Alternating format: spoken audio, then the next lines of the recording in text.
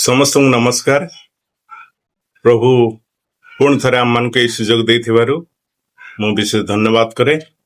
आसु आम पूर्व दिन परी आज प्रभु वाक्य रु किछि शिखा चेष्टा करवा।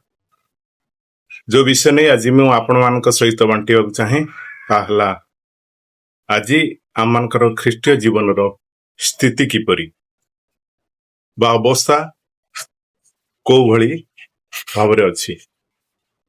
जदि आपण शास्त्रांश पढ़िया चाहे जो विषय मुझे आज मनोनीत करता हूँ द्वितीय तिमोथी 1:4-7 से स्थान रे प्रकार लिखा जाए, मुझेपरी आनंद परिपूर्ण हुए एथि निमंते तुमर लोतक स्मरण करी तुमको देखा एकांत इच्छा करुअछि। कारण जो निष्कपट विश्वास तुमर जेजे माँ लेई और तुमर माँ यूनिकिय ठारे थिला पुणी तुम ठारे मध्य अछि बोली मोर विश्वास। तुमर से निष्कपट विश्वास विषय रे मु खबर पाई अछि। एही कारणरू मु तुमान को स्मरण कराउछि जे तुमानक ठारे ईश्वरंकर जे अनुग्रह दान अछि ताहा पुनर्बार प्रज्वलित कर।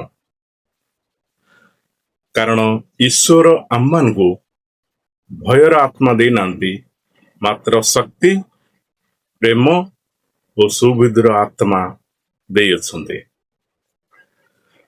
तेणु आमे जते आज प्रभु को जानो, ईश्वर को जानो, ईश्वर समस्त को यही प्रकार आत्मा प्रदान करिसंते। से आम्मान को भयभीत होगापाई आत्मा दे नांती, दुर्बलतार जीवन काटिया आत्मा दे नांती, बा घृणा मनोभाव नहीं जीवन काटिया को दे नांती, पुणी बुद्धिहीन जीवन काटिया आम्मान को कही नांती। आज प्रत्येक ख्रीस्टियन जीवन यही अवस्था रे बंचिबा नितांत आवश्यक। यदि आपण को जीवन मो जीवन आम अनुसंधान करू, जांच करू, ताहले कोटि ना कोटि ए विषय रे आम निश्चित दुर्बलता रे अच्छु एवं उणा रे अच्छु। जदि वाक्य कहे जे प्रभु आम मान को भयर आत्मा दे नांती, शक्ति प्रेम और सुबुद्ध आत्मा दे अछंती, तेबे समस्या कोटि जे आमे माने से दृढ़तर जीवन काटिबारे उणा पड़जो। तो समस्या होची प्रभु आम मान को देइछंती, किंतु आम्भे माने ताहा को ग्रहण करि पारुना। आम माने काहेकि ताहा ग्रहण करि पारनु? जदि आम माने चिंता करिवा, गलती पुस्तक 5:16-17 ए प्रकार विषय कहे जे मोर भाव ही आत्मा को द्वारा आचरण करो, ताहले तो माने शारीरिक अभिलाषा पूर्ण करिबो नाही। कारण शरीर अभिलाषा आत्मा का प्रतिकूल आउ आत्मा का अभिलाषा शरीर प्रतिकूल, जेणु एही दुई परस्पर विपरीत। फल तो तुम्हें माने जहा जहा इच्छा करो से सबू करि पार नाही। यार कारण होची ईश्वर जदि आम को सुबुद्ध आत्मा देइछंती, प्रेमर आत्मा देइछंती, शक्तियुक्त आत्मा देइछंती, तेबे यार अर्थ होची आम माने काहेकि से प्रकार जीवन काटि पारनु? कारण आम माने शारीरिक अभिलाषा रे बंचिचो।